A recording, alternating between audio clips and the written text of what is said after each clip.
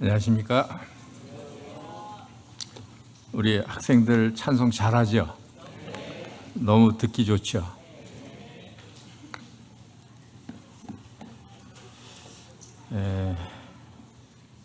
지난주에 우리 학생회에서 MT 다녀오신 걸로 알고 있고, 또 오늘까지 주일학교, 여름성경학교를 지금 하고 있는 그런 중에 있는 것으로 알고 있습니다. 우리 우선 교사님들한테 아주 감사한 말씀을 좀 드리고, 그 보통 희생, 글쎄요, 희생이라고 할까요? 보통 수고가 아닙니다.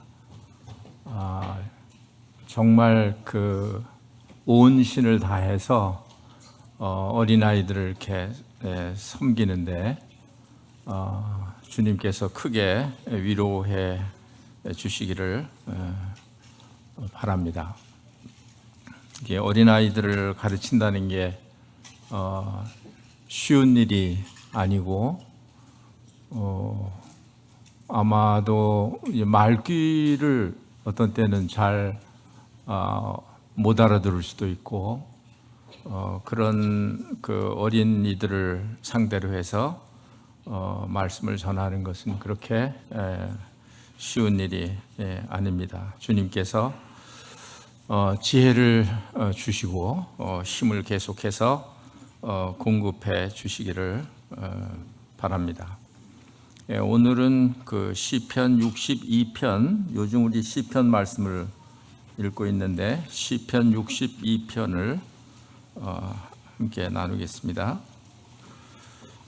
제가 빠른 속도로 1절부터 12절까지 먼저 읽어드리도록 하겠습니다. 62편 1절입니다. 나의 영혼이 잠잠히 하나님만 바라며 나의 구원이 그에게서 나도다.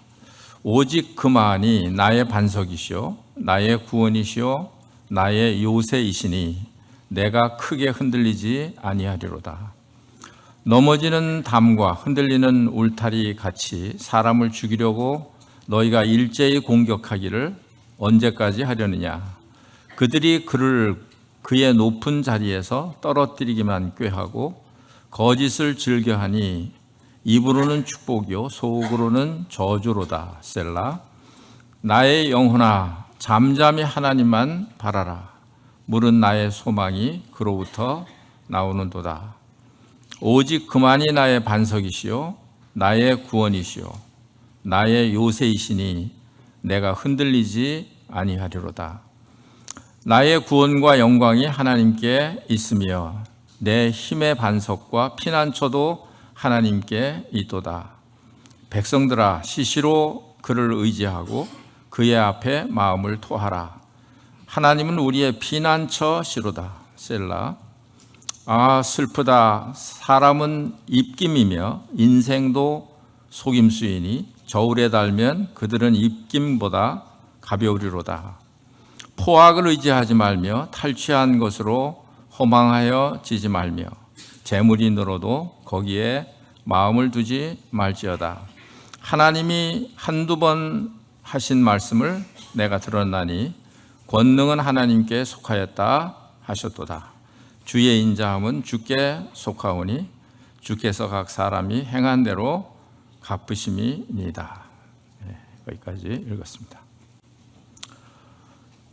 시편 62편은 다윗의 시라고 이렇게 되어 있습니다. 그 배경을 어떤 배경인지는 여기 정확하게 말씀하고 있지 않고 있지만, 그러나 이 내용을 볼 때 우리는 이게 어떤 배경인지를 우리가 짐작할 수 있고, 또 이제 많은 그런 성경을 연구하시는 분들이 그렇게 보고 있습니다. 그것은 아마도 다윗의 아들인 압살롬의 그런 반역 사건을 배경으로 이런 시를 이렇게 쓰지 않았나 이제 생각을 하게 됩니다.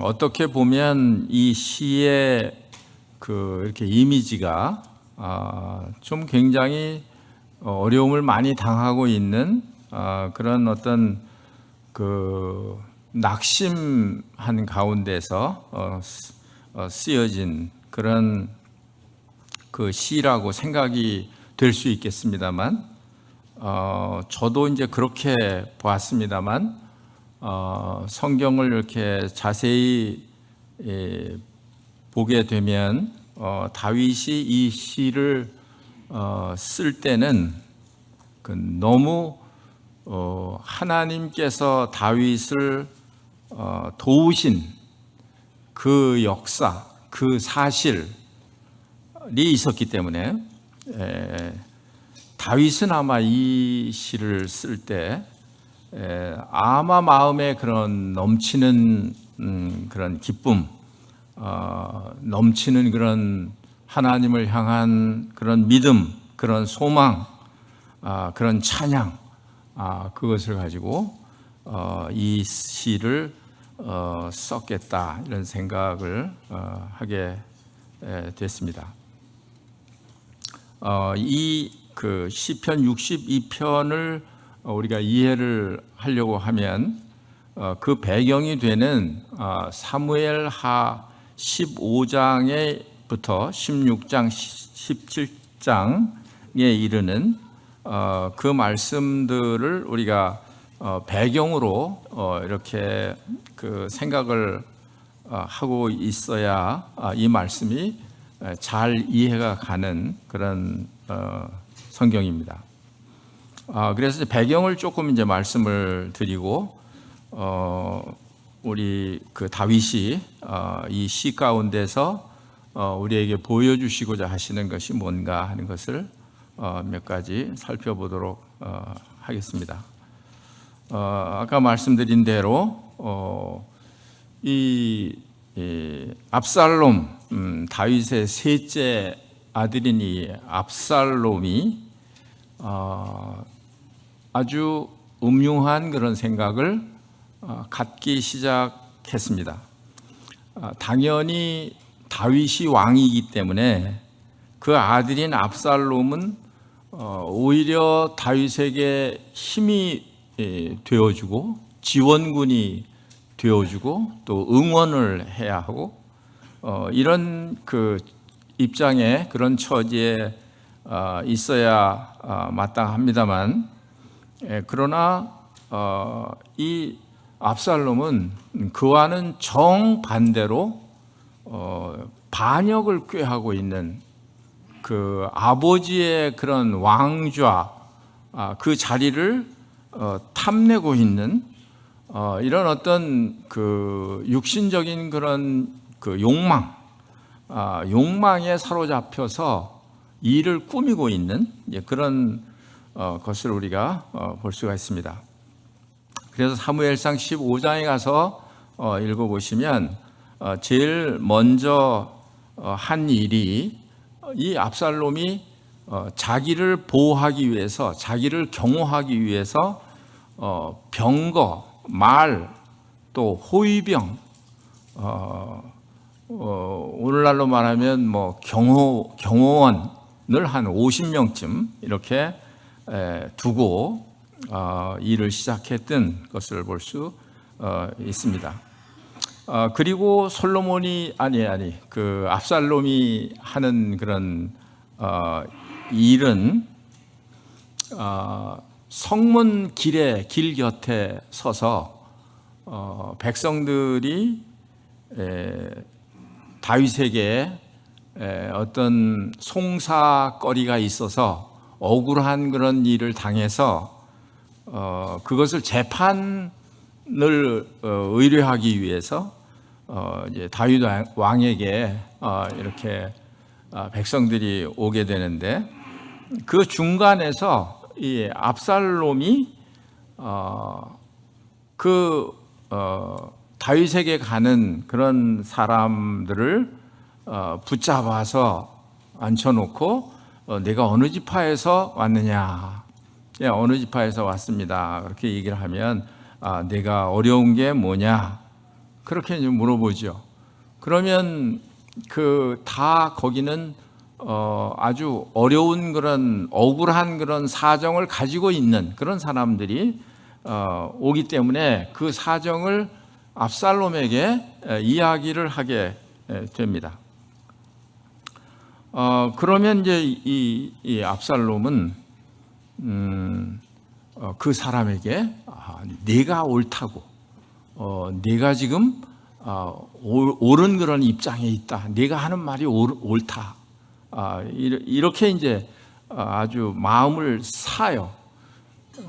그게 진짜 옳아서 그런지는 뭐 모르겠습니다만은 오는 사람들마다 그렇게 이제 당신의 그런 입장을 내가 이해한다.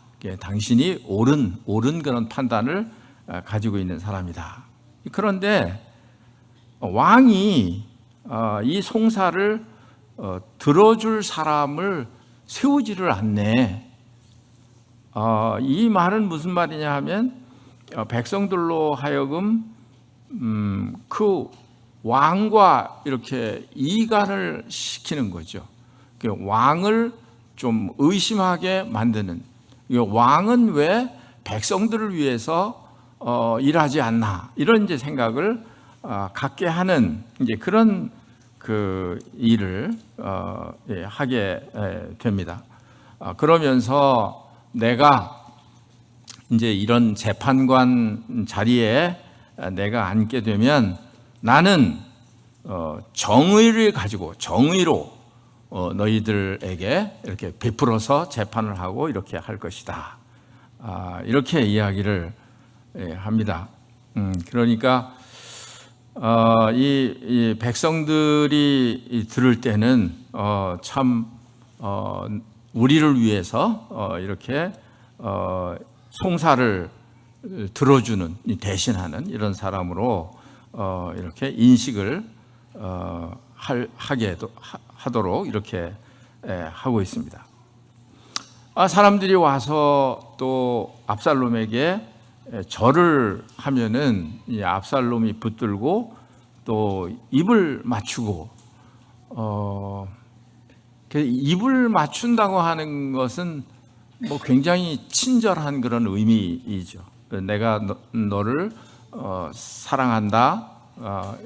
또 반면에 나는 이렇게 선한 사람이다. 이렇게 이제 사랑이 있는 사람이다. 자비가 있는 사람이다. 이런 것을 백성들에게 알려주기 위해서 이런 이제 행동을 했습니다. 재판을 청하는 사람들마다 그렇게 해가지고 이 압살롬이 사람들의 마음을 압살롬이 훔치니라, 이렇게 여기 표현이 되어 있습니다. 6절에 보니까 이스라엘 무리 중에 왕께 재판을 청하러 오는 자들마다 압살롬의 행함이 이와 같아서 이스라엘 사람들의 마음을 압살롬이 훔치니라. 그러니까 이런 말하자면 영모죠. 영모를 이 압살롬이 꾸미고 있는 그런 모습을 우리가 보게 됩니다. 그렇게 하기를 4년 동안 그렇게 했습니다. 그래서 이제 어느 정도 압살롬이 이제 자기를 쫓는 이런 사람들이 이제 이렇게 확보가 됐다라고 생각이 들었는지, 이제 4년 후에 이 압살롬이 다윗 왕에게 가서 이렇게 이야기를 합니다. 왕께 아뢰되 내가 여호와께 서원한 것이 있사오니 청하건대 내가 헤브론에 가서 그 서원을 이루게 하소서. 당신의 종이 아람 구술에 있을 때 서원하기를 만일 여호와께서 반드시 나를 예루살렘으로 돌아가게 하시면 내가 여호와를 섬기리이다 하였나이다. 그러니까 이 압살롬도 하나님을 섬기기 위해서 하나님께 내가 서원한 것이 있는데 그것을 위해서 헤브론으로 가려고 합니다. 이렇게 이야기를 했습니다. 그 서원이 뭘까요? 그것은 반역이죠. 반역. 그걸 이제 서원이라고 이렇게 이야기를 여기서 하고 있습니다. 그러니까 이 왕이 그것을 아는지 모르는지 그냥 평안히 헤브론으로 가라고 이렇게 허락을 해 줍니다. 그리고 나서는 사람들을 각 지파에게 보내요. 그래서 대기하고 있다가 나팔 소리가 들리거든 그 압살롬이 왕이 되었다 이렇게 사람들에게 외치도록 이렇게 했습니다. 그리고는 실제로 그렇게 했고 또 그동안에 이렇게 잘 알아놨던 이런 사람들 200명을 초청을 합니다. 그래서 이제 헤브론으로 내려갑니다. 그래서 거기에서 이제 세력을 규합해 가지고 이제 예루살렘으로 쳐들어갈 생각이에요. 다윗 왕궁이 있는 데를 쳐들어가서 아버지를 죽이고 그리고 자기가 왕이 될 그런 계획을 가지고 있는 것입니다. 그런데 거기에 따라간 그런 200명은 이런 압살롬의 그런 계획을 알지 못해요. 그러니까 200명은 그냥 아무 뜻 없이 그냥 따라가기만 한 그런 사람들이었습니다. 그 다음에 또 이 압살롬이 누구를 초청을 하느냐 하면 아히도벨이라는 사람을 초청을 합니다. 이 아히도벨은 모사꾼이에요. 이 다윗의 그런 계략을 세우는 그런 아주 중요한 인물입니다. 아주 유명한 그런 인물이에요. 계략을 세우는데 아주 유명한 인물이에요. 그러니까 이 아히도벨이나 아니면 다른 그런 후세나 이런 사람들은 하나님께 물어서 응답을 받은 것 정도로 그렇게 사람들이 신뢰하는 그런 사람이었습니다. 그런데 이 압살롬이 아히도벨을 또 초청을 합니다. 이 아히도벨은 또 누구냐 하면 다윗 왕의 아내인 밧세바의 친할아버지예요.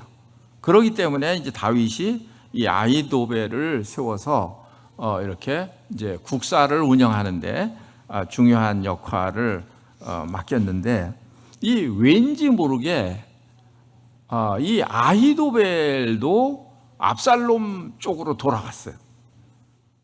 그러면서 백성들이 다 누구를 쫓게 됐냐 하면은 압살롬을 쫓게 된 것이죠. 그래서 12절에 보니까 제사 드릴 때 압살롬이 사람을 보내 다윗의 모사 길로 사람 아히도벨을 그의 성읍 길로에서 청하여 온지라. 반역하는 일이 커감에 압살롬에게로 돌아오는 백성이 많아지니라.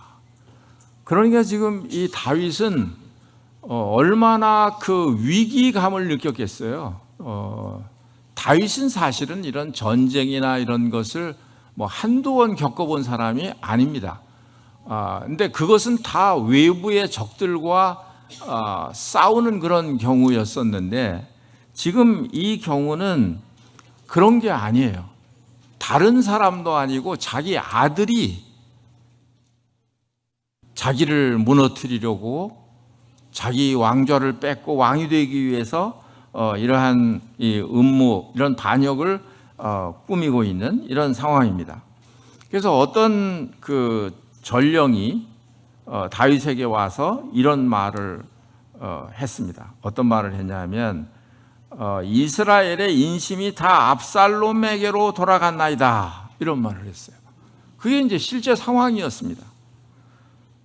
그 이야기를 들은 이 다윗은 얼마나 마음이 떨렸을까요? 얼마나 마음이 떨렸을까요? 예, 잘못하면 아들의 그 손에 들려진 칼에 의해서 내가 지금 죽게 생긴 그런 상황입니다. 그렇게 되니까 이제 다윗이 그냥 부하들 몇 사람만 데리고 부랴부랴 그 예루살렘을 떠나가자고 이야기를 합니다. 그러면서 이제 광야로 우선 이렇게 이제 피하게 됩니다. 근데 이 다윗은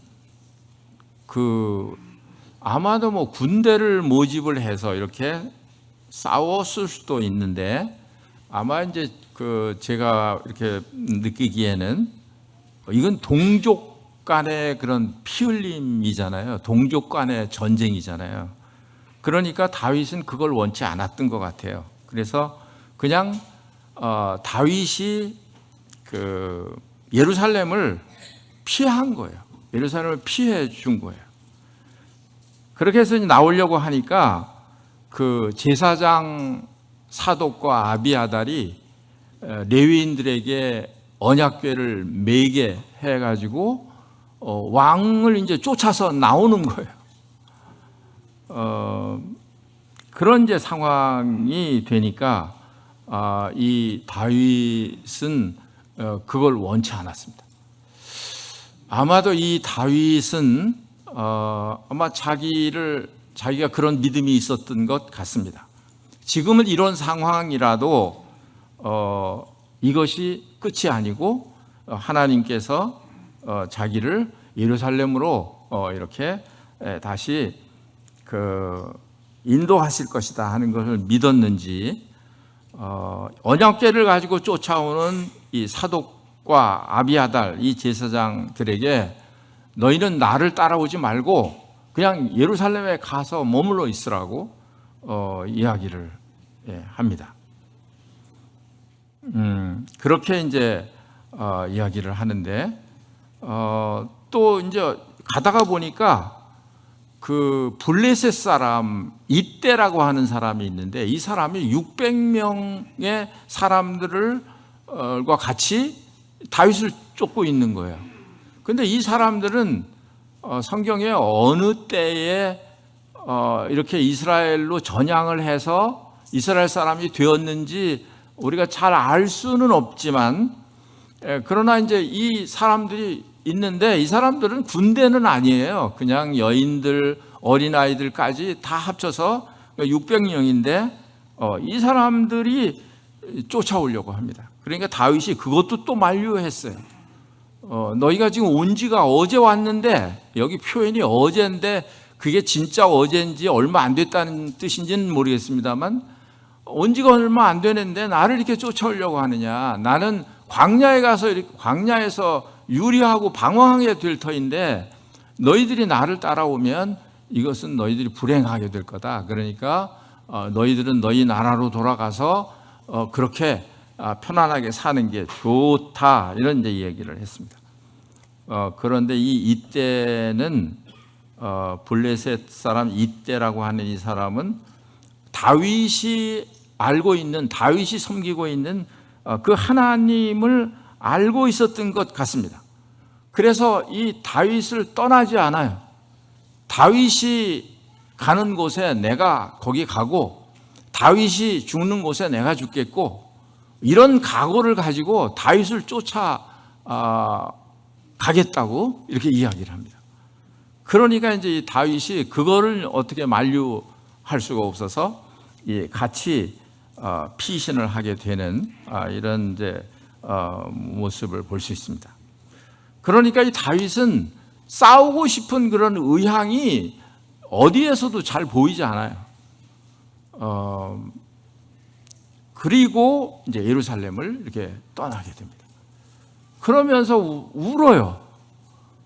그러니까 따라가는 사람들도 같이 또 울고, 이게 상황이 이제 이런 상황인 거예요. 이런 상황을 이제 생각을 하면서 우리가 시편 62편을 우리가 살펴보면 구절구절마다 그 상황이 아주 이렇게 이해가 잘 되는 그런 것을 볼 수가 있습니다. 근데 이제 결국은 어떻게 되느냐 하면요, 이 다윗은 그렇게 대항하지 않고 그 상황을 하나님께 맡겼습니다. 그리고 잠잠히 하나님을 바라봤다, 이렇게 여기 기록을 하고 있어요. 그러니까 하나님께서 일을 하시는 거예요.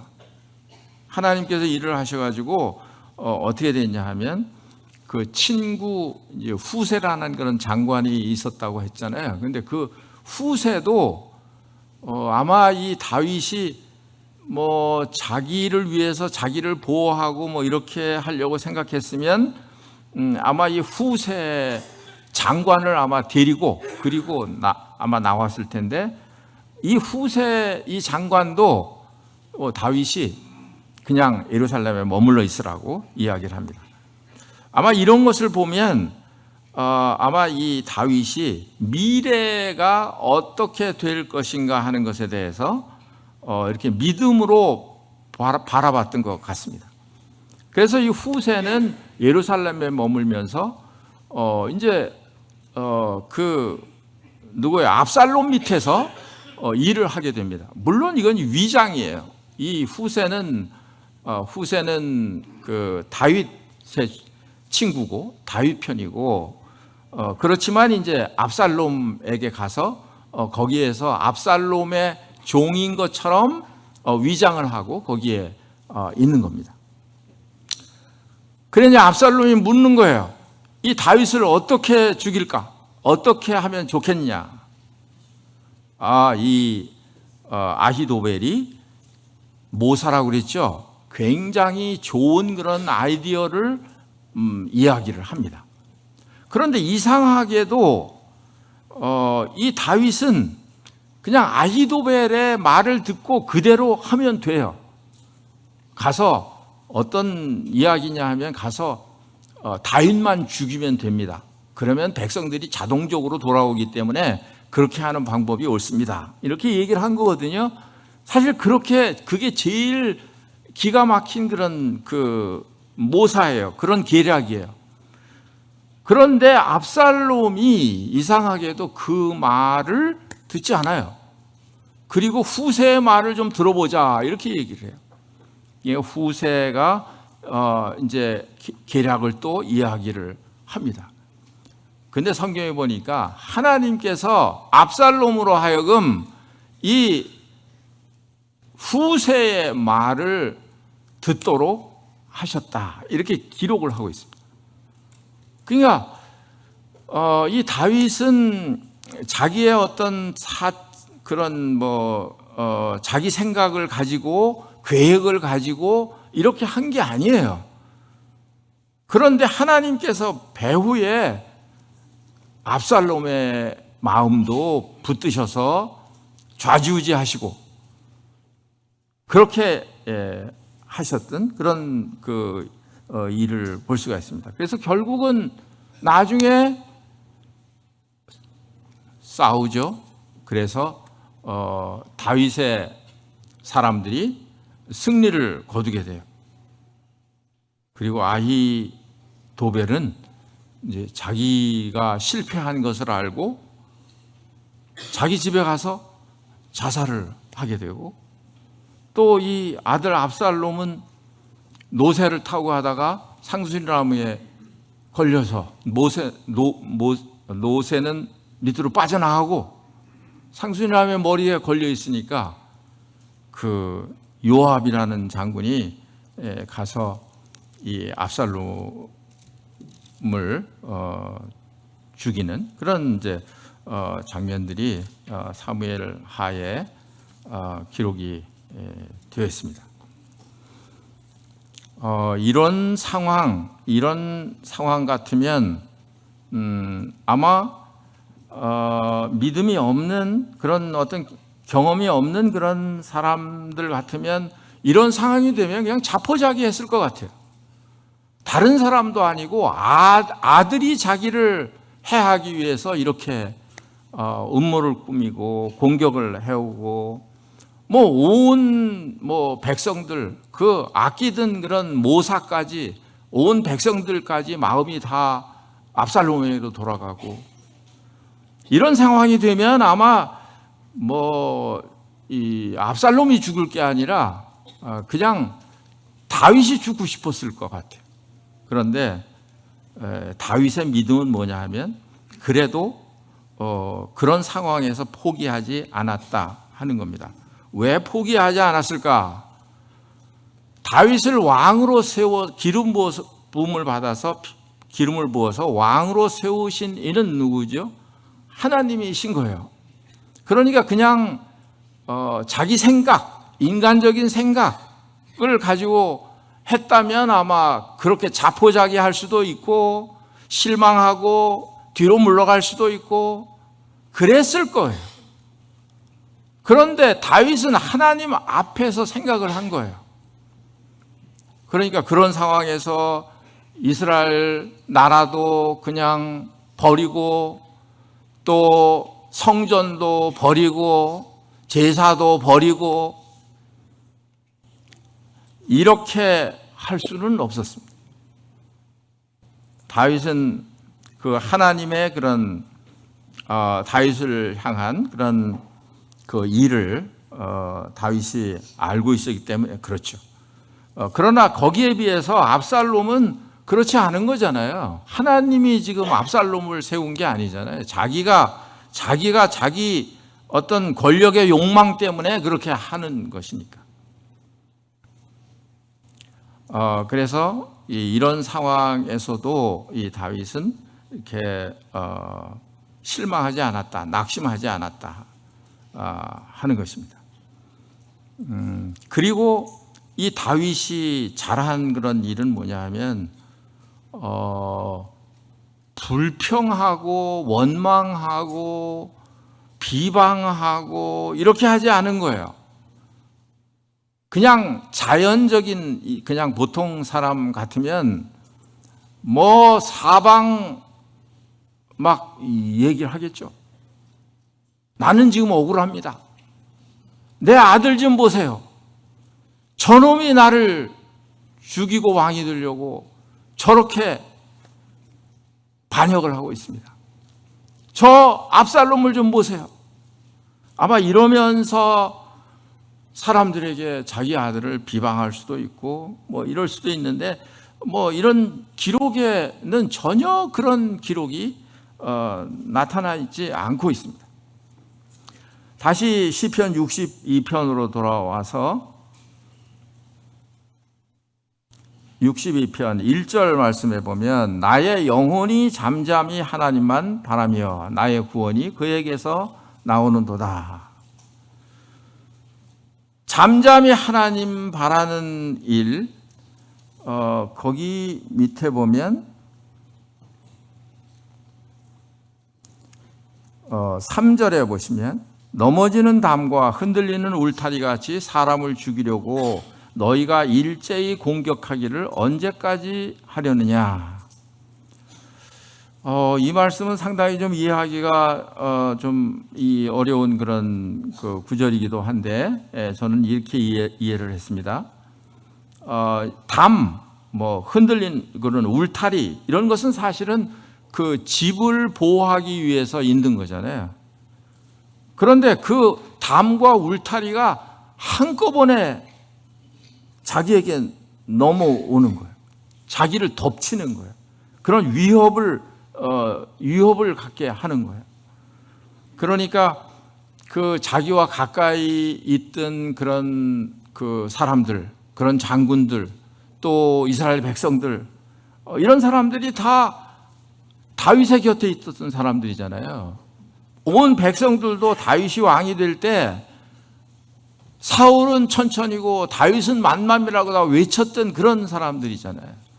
그런데 일제히 적이 된 거예요. 그래서 이 다윗을 향해서 공격하는 그런 모습을 여기 그리고 있습니다. 이 4절에도 보면 그들이 그를 그의 높은 자리에서 떨어뜨리기만 꾀하고 거짓을 즐겨하니 입으로는 축복이요 속으로는 저주로다. 얼마나 이 섭섭했겠어요, 다윗이. 자기 친척인데, 그렇지 않습니까?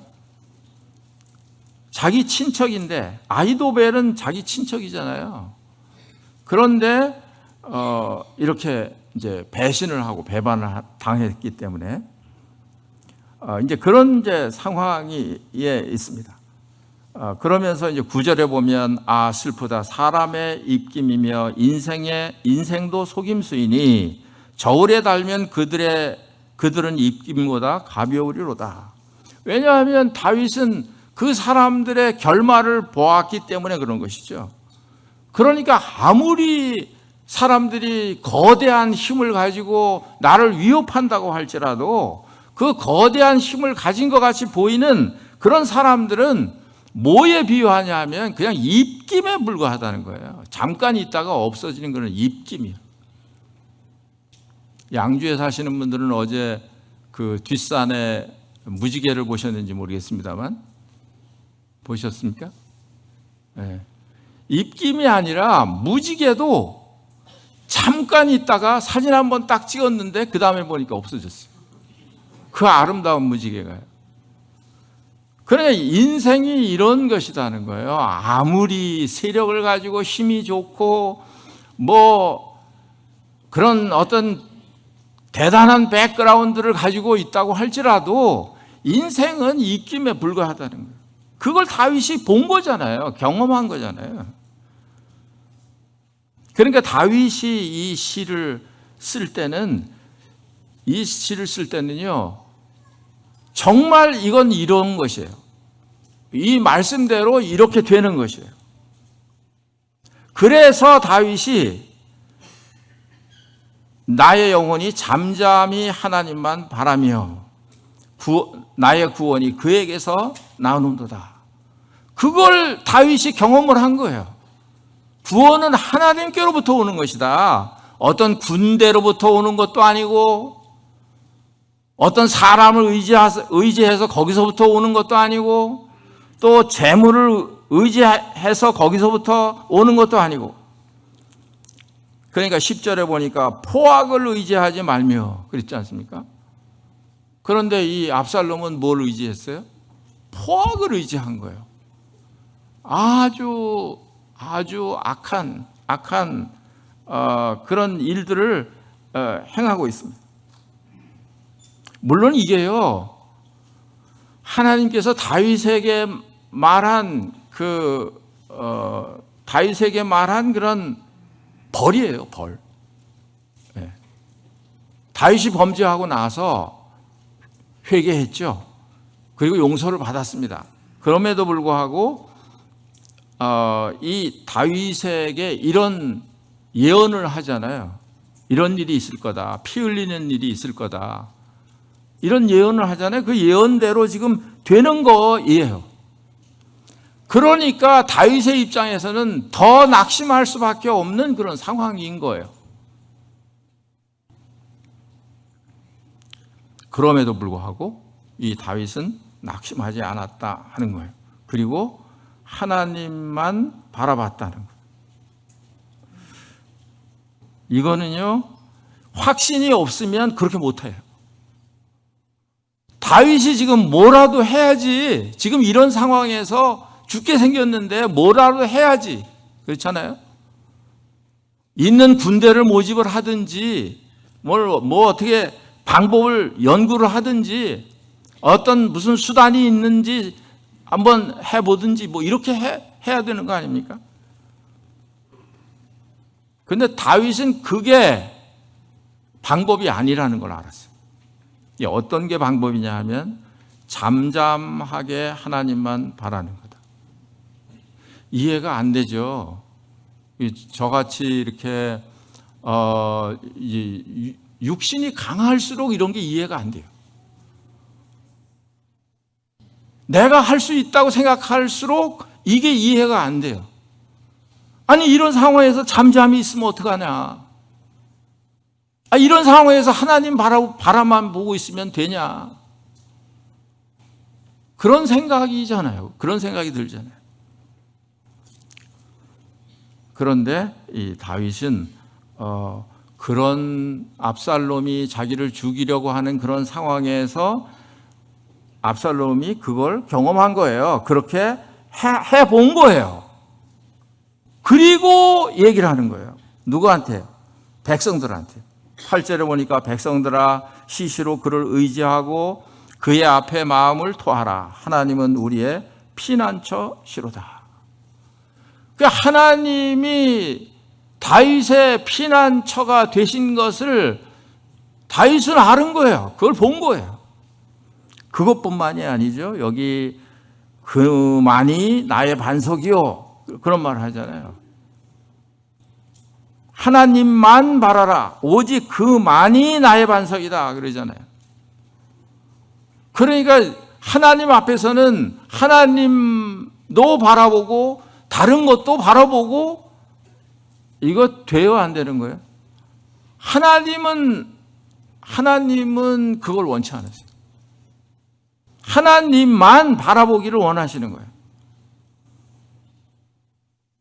잘 이해를 못하시면 하나님이 욕심쟁이신가라고 생각할 수 있습니다. 자기만 바라보라고 하니까.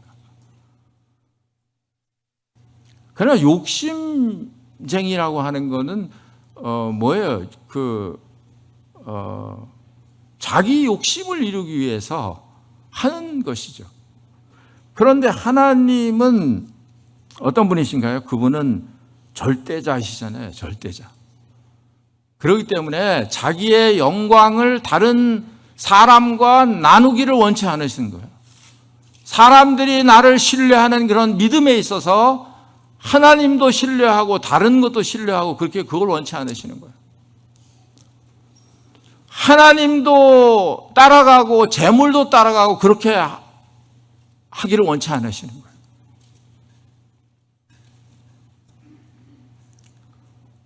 그러니까 여기 10절에 보니까 포악을 의지하지 말며 탈취한 것으로 허망하여지 말며. 다윗이 그렇게 했잖아요. 포악을 의지하지 않았어요. 힘을 의지하지 않았어요. 군대를 의지하지 않았어요. 재물이 늘어도 거기에 마음을 두지 말지어다. 그래서 내 영혼아 잠잠히 하나님만 바라라. 이거는 믿음에서 나오는 거예요. 내 영혼아 잠잠히 하나님만 바라라. 이게 믿음이 없으면, 말씀이 없으면 이렇게 못하는 거예요. 이게 엄청난 믿음에서 나오는 그런 고백이에요. 그냥 아무것도 안 해도 되나? 뭐 이런 게 아니라 하나님을 알았기 때문에, 하나님이 어떤 분인 것을 다윗이 알았기 때문에 이런 상황에서 다윗은 이렇게 행동을 한 거예요. 여러분과 저는 어떨까요? 어떤 건가요? 사실은 다윗처럼 이렇게 어려운 일은 아닐지라도 우리는 사실은 매일매일 시험을 받아요. 매일매일 시험을 받아. 작고 큰 그런 시험을 매일 받아요. 그러니까 이런 믿음을 갖고 있지 않으면 그러면 흔들릴 수밖에 없어요. 우리의 믿음이 흔들린다고요. 다윗도 전혀 흔들리지 않은 게 아니에요. 그래서 거기 살짝 표현하기를 뭐라고 표현하냐면 2절에 보면 오직 그만이 나의 반석이요 나의 구원이시요 나의 요새시니 내가 크게 흔들리지 아니하리로다. 다윗도 인간인데 어떻게 흔들리지 않을 수 있겠습니까? 흔들리죠. 흔들리는 경험도 했겠죠. 그러나 하나님을 잠잠히 바라보는 사람은 크게 흔들리지 않는 거예요. 그 방법밖에 없어요. 그래야만 하나님의 음성이 들리는 거예요. 거기 11절에 보시면 하나님이 한두 번 하신 말씀을 내가 들었나니 권능은 하나님께 속하였다 하셨도다. 한두 번 하신 말씀을 들었다 이렇게 기록을 하고 있습니다. 이걸 기억하십시오. 주위가 시끄러우면 정작 들어야 될 소리를 듣지 못합니다. 여러분, 누구한테 전화가 왔어요. 그런데 시장 바닥이에요. 그러면 나에게 전화 온 사람의 목소리를 들을 수 있나요? 없나요? 없지요. 그러니까 어떻게 해야 돼요? 거길 벗어나야 돼요. 조용한 곳을 찾아서 대화를 해야 돼요. 그렇죠? 그러니까 하나님의 말씀은 그렇게 시끄러운 데에서 하나님의 음성을 들을 수가 없어요. 우리의 마음이 잠잠하고 오직 하나님만 바라보는 그런 평안한 그런 마음이 돼야만 하나님의 음성이 들리는 거예요. 그래서 구약에 보면 그런 말씀이 있잖아요. 뭐 불이 지나가고 뭐 천둥 소리가 지나가고 바람이 지나가고 그래도 여호와께서 보이지 않았는데 그 다음에 다 지나간 다음에 하나님의 세미한 음성이 들렸다. 이런 기록을 볼 수가 있습니다. 그러니까 여러분과 제가 하나님의 말씀을 듣기 위해서는 잠잠해야 돼요. 잠잠해야 돼요. 내가 뭐 억울하다고 막 변명하고 뭐 사람들 앞에 나 옳은 사람이라고 선전하고 이런 사람에게 하나님의 음성이 들릴 수가 없습니다. 또 마음의 평안도 있을 수가 없어요. 말씀 한 구절만 제가 소개해드리고 말씀을 마치도록 하겠습니다. 시편 131편 1절인데요. 한번 찾아서 읽으셔도 좋을 것 같습니다. 시편 131편 1절. 여호와여, 내 마음이 교만하지 아니하고 내 눈이 오만하지 아니하며. 다윗은요 지금 이런 일을 겪으면서 그냥 납작하게 된 거예요. 뭐 교만하지 않고 눈이 높지 않고 낮아진 대로 낮아진 거예요. 내가 큰 일과 감당하지 못할 놀라운 일을 하려고 힘쓰지 아니하나이다. 뭐 이런 상황에서 지금 다윗이 뭐 이런 걸 생각할 겨를이 없어요. 2절에 보니까 실로 내가 내 영혼으로 고요하고 평안하게 하기를 젖된 아이가 그 어머니 품에 있음 같게 하였나니 내 영혼이 젖된 아이 같도다. 제일 행복해 보이는 얼굴이 젖된 아이의 얼굴이에요. 우리 아이들 다 키워보셔서 우리 애기 엄마들 다 잘 아시잖아요. 엄마 품에 안겨서 젖을 실컷 빨고 그 다음에 만족해서 아주 얼굴이 평안해서 어머니 품 안에 있는 그 애기. 그게 신앙이에요. 그게 우리 모습이 돼야 돼요. 그냥 막 서둘러 가지고 내가 뭐 이거 할까 저거 할까 뭐 이런 게 신앙생활이 아니고 이런 아이처럼 젖된 아이처럼 그런 거예요.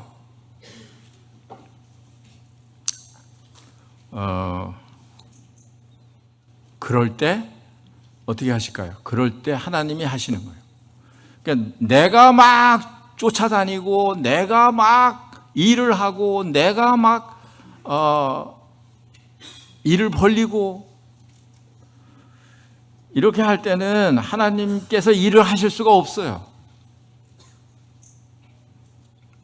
이게 우리가 다윗을 통해서 배우는 겁니다. 하나님 앞에 잠잠히 하나님만 바라라. 힘든 거예요. 이게 사실은 힘든 거예요. 이게 편한 게 아니고 힘든 거예요. 왜? 내가 육신적인 그런 생각이 있기 때문에 이렇게 하기가 어려운 거예요. 그렇지만 이건 진리예요. 다윗이 경험했던 것처럼. 그래서 다윗의 생애 가운데 하나님이 그렇게 하셨잖아요. 결말을 하나님이 보여주셨잖아요. 다윗이 이렇게 했더니 하나님께서 이렇게 일을 하셨잖아요. 그리고 원수들을 다 물리쳐 주시고 하나님께서 예정하신 그런 하나님께서 하나님의 뜻을 따라서 다윗을 또 세우시잖아요. 예, 이 오늘 다윗의 이런 생애를 통해서 우리에게 이런 교훈을 받았으면 합니다. 기도하겠습니다. 아버지 하나님,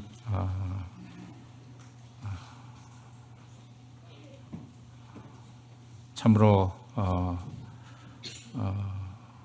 저희들 생각이 많이 어리석고 할 수 있다는 생각 때문에 하나님의 뜻을 저버리는 때가 많이 있는 것을 고백합니다.